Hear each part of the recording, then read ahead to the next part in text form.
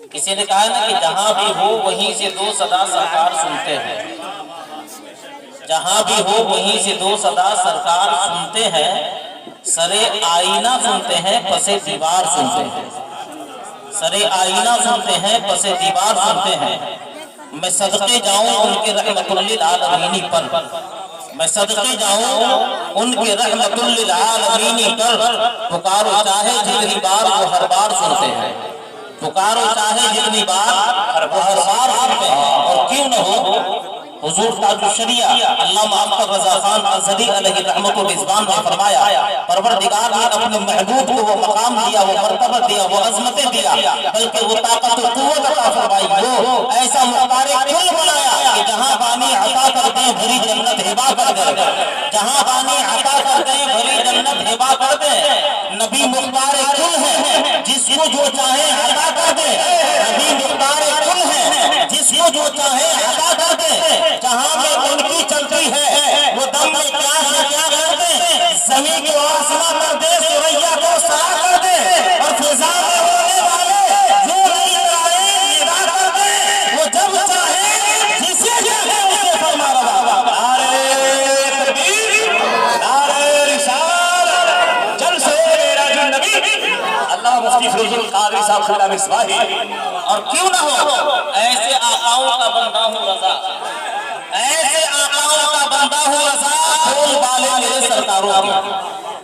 اگر یقیناً اس کیفیت کے ساتھ ہم مجلس میں تھوڑی دیر بھی شرکت کریں تو اس کا فائدہ ہم اٹھا سکتے ہیں۔ میں عرض یہ کر رہا تھا، عمومی طور پر عوامی ذہن یہ ہے، منت مانی الگ سے محفل، عقیقے کے الگ سے محفل، شادی کے لیے الگ سے محفل، میت کے لیے الگ سے محفل، ایصال ثواب کے لیے الگ سے محفل، یعنی ہر بات پر ہم جو کچھ بھی کر لیں تو ہر مجلس کو الگ الگ کرنا ہے۔ یہ عوامی ذہن ہے، ان کو کہا جائے کہ ساری مجلسوں کو سمیٹ کر نیت کر لیجیے کہ ایک ہی مجلس میں جمع کر دیں، تو وہ آپ سے کہیں گے کہ ہماری منت پوری نہیں ہوگی۔ جیسے عموماً ہمارے علاقہ عوامی ذہنیت یہ ہے کہ ہم نے بزرگوں کے نام سے منتیں مانی ہیں تو ہمیں وہیں جا کر پورا کرنا ہے، نتیجے میں ہزار خرافات کو جنم دینا ہے۔ نتیجہ یہ ہوتا ہے کہ نہ صرف یہ کہ بزرگوں کے مزارات کے تقدس کو ہم برباد کرتے ہیں، بلکہ ہم اپنی نادانی اور غیر شعوری لا علمی کی وجہ سے نہ جانے کتنے غیر شرعی کام کو انجام دے کر مسلمانوں کا سر ہم شر سے نیچا کر دیتے ہیں۔ محترم سامعین، اب یہاں سے آپ کو ایک ذہن لے کر کے جانا ہے کہ ہم نے بزرگوں کے نام پر اگر منتیں مانی ہے، غوث اعظم کے نام سے بغداد نہیں جانا ہے، اجمیر معلیٰ ہمیں خواجہ غریب کے نواز کا نام پہ نہیں جانا ہے، یہاں تک کہ نظام الدین اولیاء کے نام پر منتیں مانی تو دہلی نہیں جانا ہے۔ آپ یہ عقیدہ بنا لیں، ہم دنیا کے جس کونے میں بیٹھ کر اپنے بزرگوں کے خلاف یہ عقیدہ پیش کر دیں گے، میرے پر میرا پروردگار ہماری نیتوں کو جانتا ہے، ہماری نیتیں بھی پوری ہو جائیں گی، بزرگوں کو ثواب بھی پہنچ جائے گا۔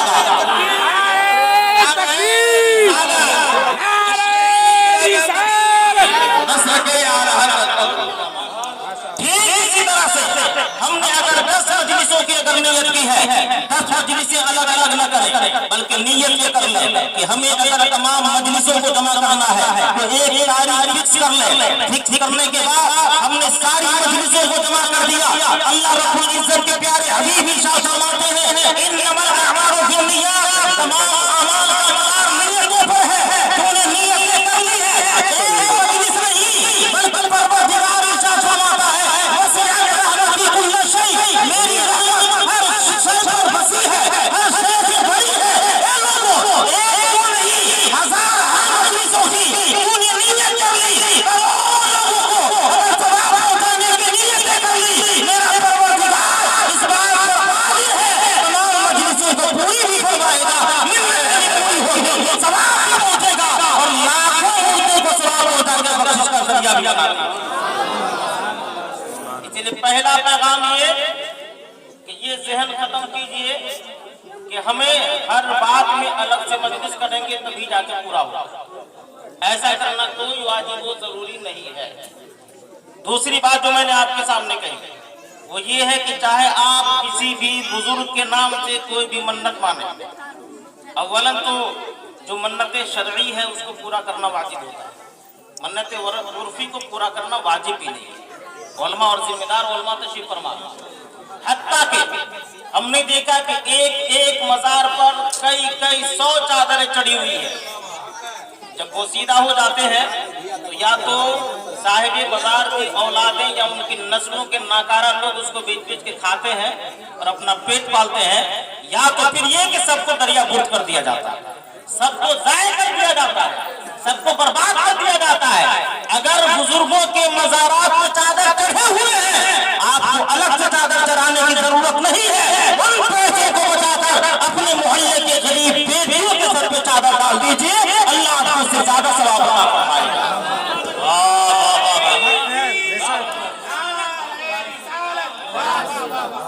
ज़हन को बदलिए।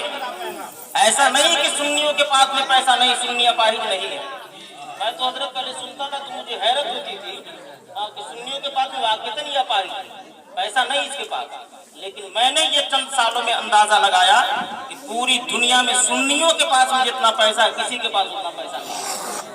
सुन्नियों के पास जितना माल है किसी के पास नहीं है, सुन्नियों के पास जितनी दौलत है किसी के पास नहीं है। हाँ, गलत कहाँ हुआ है, हमने रास्ते गलत चुने, रास्ते हमने गलत चुने हैं। काश कि अपनी दौलत का सही इस्तेमाल हमने किया होता, सही रास्ते पर हमने लगाया होता, हमारे पैसे भी कामयाब होते और हमारी राहें भी सही मुताबिक हो जाती। हमने पैसों को गलत राह में लगाया। और अगर पैसा नहीं है, जमजम सिवानी साहब आपके गांव के गरीब आदमी का नाम है क्या? हबीबुर रहमान साहब आपके गांव के अपाहिज आदमी का नाम है क्या? नहीं।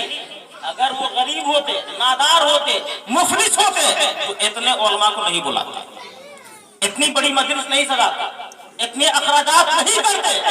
वो सुन्नी का एक फर्ज है ना, पैसा है जभी तो किया, पैसा है जभी तो किया।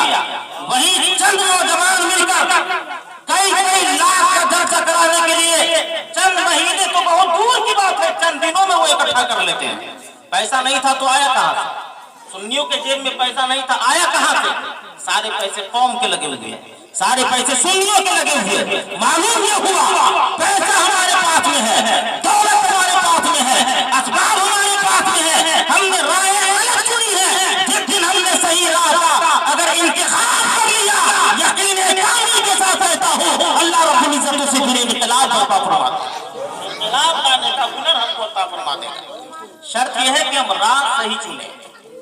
अब आखिरी बात सुनिए और गुफ्तगू मेरी खत्म हो, क्योंकि मैंने पहले भी कहा कई मजलिसों का मजमुआ है, इसाले सवाब भी इसी में है, हकीकी की मजलिस भी इसी में है, और भी शबीर अस्तर साहब वलीमा की खुशी भी इसी में है, और न जाने क्या क्या खुशी है ना। तो जी इसाले सवाब भी है, कई मजलिसों का ये मजमुआ है, कई मजलिस। तो अगली बात जो कह रहे हैं वो आप आइए तो कह दीजिएगा, है ना। हाँ, कुछ ऐलान कुछ मजलिस को मैंने छोड़ दिया है जिसको हमारे निशात भाई सुना देंगे आपको, कि वो भी है ना? तो ये तमाम मजलिसों का मजमुआ हमारे और आपके सामने है, जिसमें हम मुराद शिरकतों की सआदतें हासिल कर रहे हैं। मोहतरम सामईन, यकीनन माए किराम का जमे गफीर है, कोई शक नहीं है। आखिरी बात के तौर पे मैं आपको कहूंगा कि आप सच मानो, अगर कामयाबी चाहते हैं, कामरानी चाहते हैं, अजमतें चाहते हैं, इज्जतें चाहते हैं, रिफातें चाहते हैं, बुलंदियां चाहते हैं, और सही मानों में आपको वकार चाहिए, अपने वजूद को बरकरार रखना है, तो आप ये अहद कर लीजिए, मजलिस से उठने से पहले पहले ये अहद कर लीजिए कि हमको अल्लाह रब्बुल इज्जत जरूर कामयाबी अता फरमाएगा। शर्त ये है कि हम अपने बच्चे को आलिम दीन बनाएंगे और अपने बच्चे को उलूम व फनून से आरास्ता करेंगे। कामयाबी का राज इसी में है। इसके अलावा वजूद किसी का भी वजूद ले गैरी ही है। आधार कार्ड बनाना किसी के पास आपके वजूद ले गैरी ही है। आपको कोई काम करवाना है, आप किसी दूसरे का सहारा ले रहे हैं, वजूद ले गैरी ही है। वजूद अगर बचाना है, मुस्तकिल वजूद अगर आपको रखना है, वजूद को बाकी रखना है, आपको इल्म से अपना रिश्ता जोड़ना होगा, और इल्म के जरिए से आपको मकाम मर्तबा हासिल करना होगा, आपको अज़मतें हासिल करना होगा। याद रखिएगा, इल्म जब अपना कमाल दिखाता है तो रब का फज़ल होता है। रब इरशाद फरमाता है